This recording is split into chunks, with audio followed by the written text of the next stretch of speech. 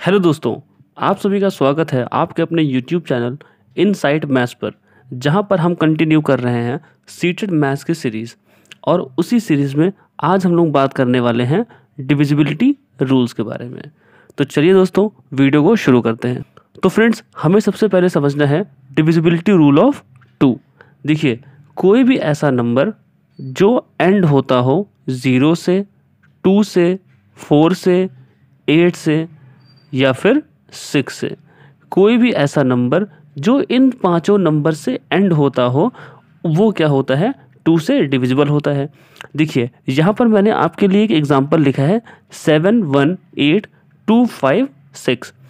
इस नंबर के एंड में यहाँ पर क्या है, एक नंबर 6। और मैंने अभी आपसे बताया कि कोई भी ऐसा नंबर जिसके एंड में ये पांचों नंबर में से कोई भी एक नंबर आता है, तो वो क्या होता है, 2 से डिविजिबल होता है।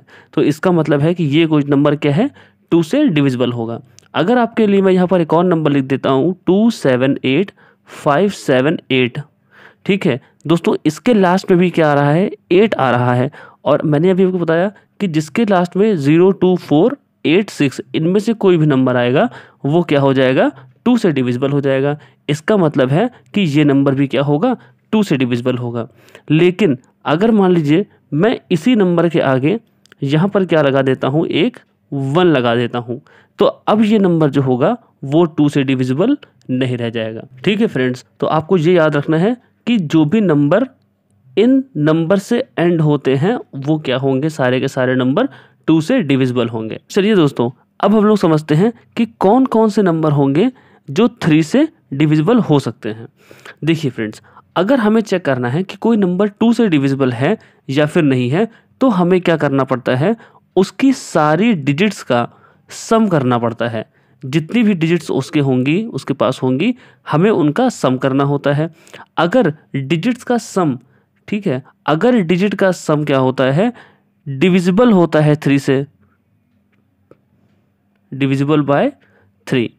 ठीक है, अगर डिजिट्स का सम डिविजिबल होता है 3 से, तो इसका मतलब है कि वो नंबर भी डिविजिबल हो जाएगा। चलिए इसको एक एग्जांपल से समझते हैं।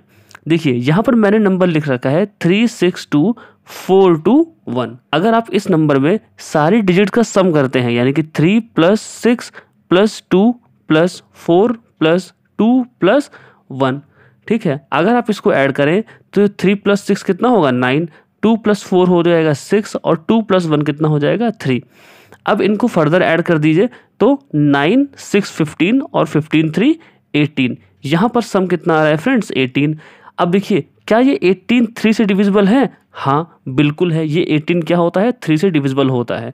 तो अगर हम इन डिजिट्स को ऐड करें और हमें एक ऐसा नंबर मिले जो कि 3 से डिविजिबल हो, तो हम लोग क्या बोलेंगे कि ये नंबर भी क्या होगा, 3 से डिविजिबल भी होगा। अगर आप अपने मन से कोई भी एग्जांपल ले लीजिए, मान लीजिए कि मैंने लिख लिया है 247। यहाँ पर हमने सम किया तो 2 और 4 कितना हो गया, 6, और 6 + 7 कितना आएगा, 13।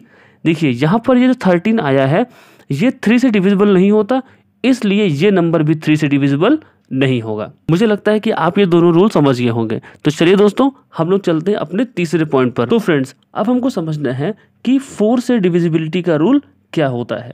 देखिए, अगर कोई भी नंबर डिविजिबल होगा 4 से, तो उसमें एक प्रॉपर्टी होती है कि लास्ट 2 डिजिट्स, ठीक है, लास्ट के 2 डिजिट्स क्या होती हैं, डिविजिबल बाय 4 होती हैं। ठीक है, जैसे कि मैं आपको एक एग्जांपल से समझाता हूँ। देखिए, यहाँ पर मैंने एक नंबर ले रखा है 314532। अगर आप इसके लास्ट के 2 डिजिट देखेंगे तो वो क्या है, 3 और 2। तो फ्रेंड्स, यहाँ पर 32 यानी कि 32, क्या 32 4 से डिविजिबल होता है? जी बिल्कुल होता है। 8 4 कितना होता है, 32। अगर ऐसा होता है कि लास्ट की 2 डिजिट्स हमारे डिविजिबल हैं 4 से, तो इसका मतलब क्या होता है कि ये पूरा का पूरा नंबर भी क्या हो जाएगा, 4 से डिविजिबल हो जाएगा। चलिए इसको एक और छोटे से एग्जांपल से समझ लेते हैं। सपोज करिए मैंने यहाँ पर लिखा है 2, 3 और 2। अगर हम इसको डिवाइड करके देखें 4 से, तो यहाँ पर हम देखेंगे 5 4 कितना होता है, 20, यहाँ पर 3 और 2, यहाँ पर 8 4 कितना हो जाएगा, देखिए 32। देखिए यहाँ पर ये क्या हो रहा है 58 टाइम्स में ये नंबर कंप्लीटली डिवाइड हो गया 4 से। तो 4 से डिविजिबिलिटी का रूल क्या है कि लास्ट की 2 डिजिट्स हमारी 4 से डिविजिबल होंगी, तो हम क्या कहेंगे कि वो नंबर 4 से डिवाइड हो जाएगा। तो फ्रेंड्स अब हम लोग समझेंगे डिविजिबिलिटी रूल ऑफ 5। दोस्तों 5 का डिविजिबिलिटी रूल बहुत ही ईजी है। देखिए अगर कोई नंबर एंड होता है 0 से या फिर 5 से, ठीक, मैंने बोला कि अगर कोई नंबर एंड होता है 0 से या फिर 5 से, तो वो क्या होगा 5 से डिविजिबल हो जाएगा। जैसे मैंने यहाँ पर 2 एग्जांपल लिख रखे हैं 256 250, ठीक है। तो अगर आप इसको ध्यान से देखें तो इसका लास्ट नंबर क्या है बोलिए 0। मैंने कहा कि अगर कोई नंबर एंड हो रहा है किससे 0 से एंड होता है तो हम लोग उसे क्या बोलते हैं, अगर कोई नंबर 0 से एंड होता है तो हम लोग उसे क्या कहते हैं कि वो क्या है डिविजिबल बाय 5 हो जाएगा, ठीक। और उसी तरह मैंने दूसरा एग्जांपल लिख रखा है 3768075, ठीक है। यहाँ पर अगर इसमें देखें तो ये नंबर एंड हो रहा है 5 से, ठीक है, इसका एंड वाला नंबर क्या है 5 है, और अगर ये 5 से एंड होगा तो ये भी क्या होगा डिविजिबल होगा 5 से। तो मुझे लगता है कि आपको ये दोनों ही रूल क्लियर हो गए होंगे। तो अब चलिए चलते हैं आगे। तो फ्रेंड्स अब हम लोग समझेंगे 6 से डिविजिबिलिटी का रूल। देखिए यहाँ पर मैंने लिखा है if a number is divisible by both 2 and 3 then it will be divisible by 6। यानी कि अगर हमें चेक करना है कोई नंबर 6 से डिवाइड होता है या फिर नहीं होता है, तो उसको चेक करने के लिए हमें सबसे पहले ये देखना पड़ेगा कि क्या वो नंबर 2 से और 3 से डिवाइड होता है या फिर नहीं होता। तो देखिए अगर कोई नंबर 2 से और 3 से डिवाइड होता होगा तो वो 6 से भी हो जाएगा। चलिए इस बात को एक एग्जांपल समझते हैं। जैसे कि मैंने यहाँ पर लिख रखा है 24372।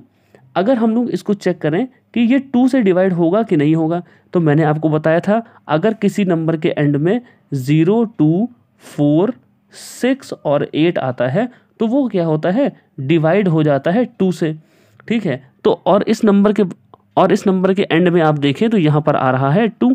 इसका मतलब क्या है कि ये जो नंबर लिखा है ये किससे डिवाइड हो जाएगा 2 से डिवाइड हो जाएगा। अब हम लोग चेक करेंगे कि ये नंबर 3 से डिविजिबल है या फिर नहीं है। तो मैंने आपको 3 से डिविजिबिलिटी का रूल समझाया था कि हम क्या करें किसी भी नंबर की सारी डिजिट्स को ऐड कर दें, और अगर ऐड करने पर कोई ऐसा नंबर आता है जो 3 से डिविजिबल होता है तो इसका मतलब क्या है कि वो नंबर 3 से डिवाइड हो जाएगा, ठीक है। जैसे कि यहाँ पर लिखा है 24372। तो अगर इसकी ही सारी डिजिट्स को हम लोग ऐड करें तो कैसा लिख जाएगा कुछ ऐसा। यहाँ पर हो गया 24372, हमने इन सबको ऐड करना है। अब देखिए 2 + 4 कितना होता है 6, 3 + 7 कितना होता है 10, और यहाँ पे लास्ट में आ गया 2। अगर हम लोग इसको ऐड करेंगे तो यहाँ पर आएगा 18, और 18 जो होता है वो क्या होता है 3 से डिविजिबल होता है। तो अगर हमारा 18 डिविजिबल है 3 से, तो इसका मतलब है कि ये नंबर भी क्या हो जाएगा 3 से डिविजिबल हो जाएगा। और अगर ये नंबर 2 से और 3 से डिविजिबल हो जाएगा तो इसका मतलब है कि ये 6 से भी डिविजिबल हो जाएगा। तो मुझे लगता है कि आपको ये रूल भी समझ में आ गया होगा। तो चलिए दोस्तों अब हम लोग थोड़ा आगे चलते हैं और समझते हैं 7 का डिविजिबिलिटी रूल। देखिए 7 का डिविजिबिलिटी रूल क्या है कि अगर हम लोग ट्वाइस कर दें, ट्वाइस ऑफ लास्ट डिजिट कर दें, यानी कि जो लास्ट डिजिट होगी अगर हम लोग उसको क्या कर दें दुगना कर दें या फिर 2 से मल्टीप्लाई कर दें, और 2 से मल्टीप्लाई करने के बाद जो भी आंसर आता है उसको रिमेनिंग डिजिट से माइनस कर देते हैं, ठीक है। मैंने क्या लिखा, सबसे पहले इसको ट्वाइस करना है, फिर जो भी रिमेनिंग नंबर होगा, ठीक है, उसमें से क्या करेंगे इस ट्वाइस वाले को माइनस कर देंगे। देखिए मैं आपको इसे एक एग्जांपल समझाता हूँ। यहाँ पर मैंने नंबर लिख रखा है 798। अब मुझे चेक करना है कि ये नंबर 7 से डिविजिबल है या फिर नहीं। तो सबसे पहले हम क्या करेंगे, इसकी जो लास्ट डिजिट होगी उसका ट्वाइस कर लेंगे। यहाँ पर डिजिट क्या लिखी हुई है 8, तो 8 का ट्वाइस यानी इसको दुगना करने पर कितना आंसर आएगा 16 आएगा, ठीक। अब जो भी हमारा आंसर आया है ट्वाइस करने पर उसको जो भी रिमेनिंग डिजिट्स हैं उनमें से माइनस करना है। तो यहाँ पर जो हमारी रिमेनिंग डिजिट है, अब तो हमने 8 को यूज़ कर लिया, अब ये तो बचा नहीं, तो बचा हमारे पास क्या 79। इस 79 में से हम लोग क्या करेंगे 16 को माइनस कर देंगे। अगर 16 को माइनस करते हैं तो यहाँ पर हो जाएगा 9 माइनस 6 यानी कि 3 और 7 माइनस 1 यानी कि 63। तो हमारे पास जो आंसर आया है वो है 63। अब देखिए कि क्या ये 63 डिवाइड होता है 7 से। तो देखिए हम लोग को पता है कि 63 होता है 7 से डिवाइड, और कितनी बार में डिवाइड होता है 9 टाइम्स में। तो अगर ये जो हमारे पास फाइनल आंसर आया था 63, अगर ये डिवाइड हो गया 7 से, तो इसका मतलब है कि जो नंबर हमने स्टार्टिंग में लिया होगा वो भी क्या हो जाएगा, डिवाइड हो जाएगा 7 से। तो मुझे लगता है कि अब आप लोग अच्छे से डिविजिबिलिटी ऑफ 7 का रूल समझ गए होंगे। तो चलिए अब हम लोग समझते हैं divisibility rule of 8। Divisibility rule of 8 बिल्कुल सेम है डिविजिबिलिटी रूल ऑफ 4 के जैसे।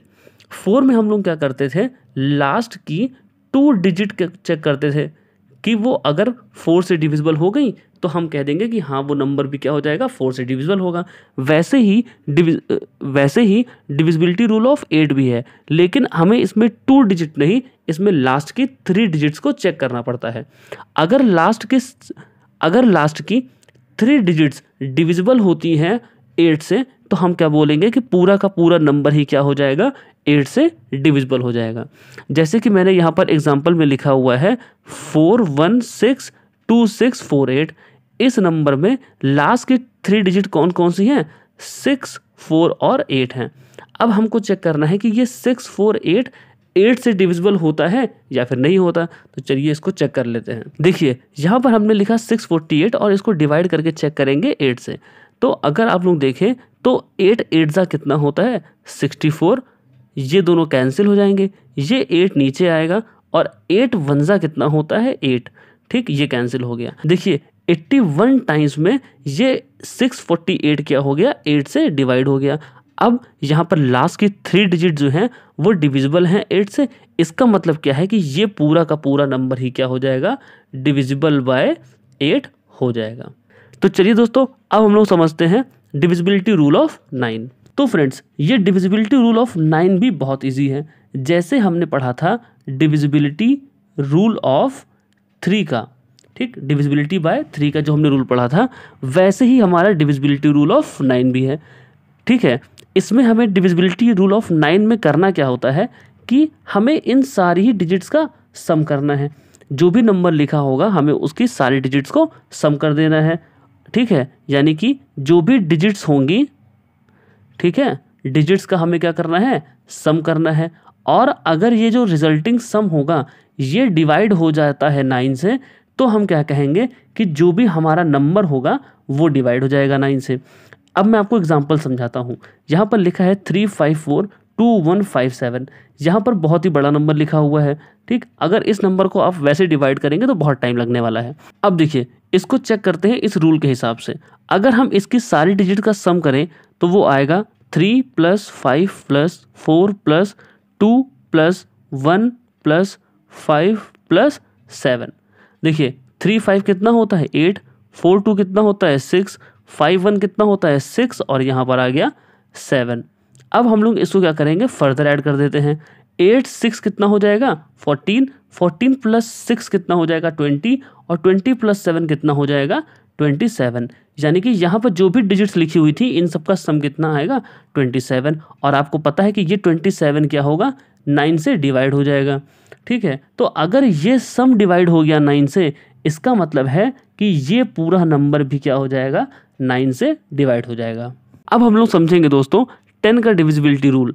वैसे तो ये रूल बच्चे बच्चे को आता है कि कोई भी ऐसा नंबर जिसके लास्ट में क्या आता हो, 0 आता हो, वो हमेशा क्या होता है, 10 से डिविजिबल होता है। ठीक है, 10 से डिविजिबिलिटी का बहुत ही सिंपल रूल है कि लास्ट में अगर आपको 0 दिख गया तो मतलब वो क्या होगा, 10 से डिवाइड हो जाएगा।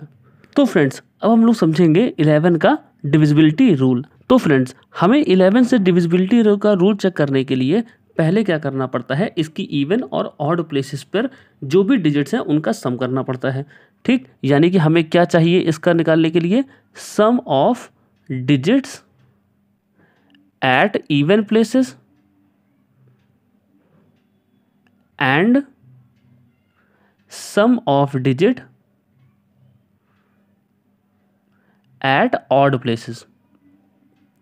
ठीक है, जब हम ये इवन प्लेस और ऑड प्लेस की डिजिट्स का सम निकाल लेंगे।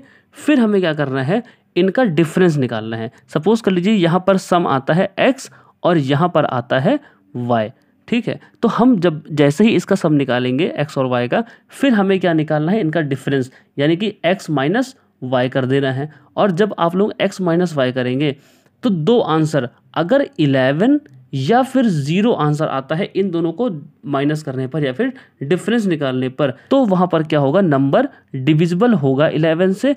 अदरवाइज इन दोनों के अलावा कुछ भी और नंबर आता है तो वो नंबर क्या होगा, 11 से डिविजिबल नहीं होगा। मैंने आपके लिए यहाँ पर एक एग्जाम्पल लिख रखा है जो कि है 592845।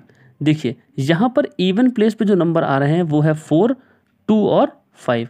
अगर आप 5 को, 2 को और 4 को ऐड करेंगे तो आपका आंसर आता है 11, ठीक। और अगर आप ऑड प्लेस पे रखे हुए नंबर को ऐड करेंगे जो कि है 5, 8 और 9, अगर उसको ऐड करेंगे तो वो आएगा 9 + 8 + 5 दैट इज़ 22, ठीक है।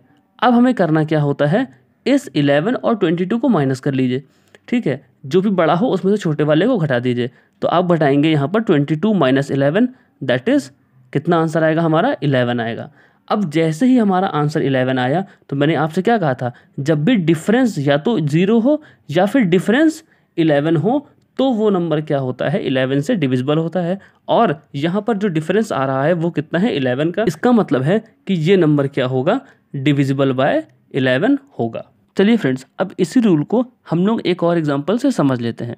तो देखिए यहाँ पर मैंने एक नंबर लिख रखा है 53856।